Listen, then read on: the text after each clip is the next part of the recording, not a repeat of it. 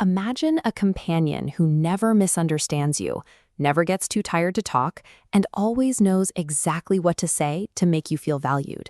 In the midst of a widespread loneliness epidemic, millions of people are turning to AI companions because they offer an environment of unconditional validation. But data from heavy users is revealing a strange side effect. The more time they spend talking to these perfectly accommodating digital partners, the more difficult they find it to interact with people in the physical world. Psychologists are calling this phenomenon intimacy atrophy, a silent erosion of the social capabilities required for real-world connection.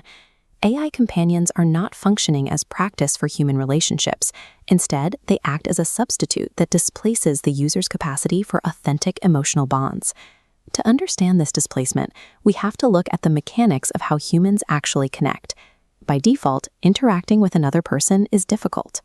This diagram maps interpersonal interactions across a social friction spectrum, the mental work required when independent people interact.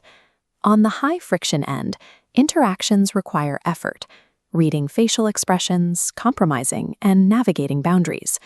Large language models exist at the opposite extreme, optimized to avoid conflict entirely. When you log in to an AI companion, these micro-negotiations vanish.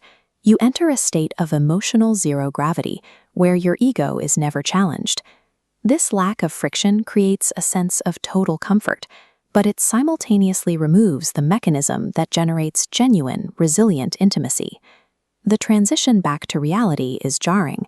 After hours in a zero-gravity digital environment, the standard weight of human interaction feels heavier than before. This graph plots a direct correlation. As the time spent in a zero-friction state increases, the psychological tolerance for human unpredictability drops. Because the user's threshold for discomfort has lowered, normal human behaviors trigger hypersensitive reactions. A friend being tired or offering a mild disagreement can feel like an abrasive attack. This perceived abrasiveness creates a feedback loop. The exhaustion of the real-world interaction drives the user back to the safety and ease of the AI. Continuous immersion in these systems wears away at cognitive endurance. Users eventually find themselves lacking the stamina required for a standard human conversation. This digital chill traps the user in a state when they are functionally incompatible with the messy, unpredictable reality of other people. Over time, relying on AI companions raises the barrier to entry for starting any new real-world relationship. Disagreements, conflicting schedules, and emotional boundaries are viewed as obstacles to connection. In reality, these are the indicators of a sovereign consciousness.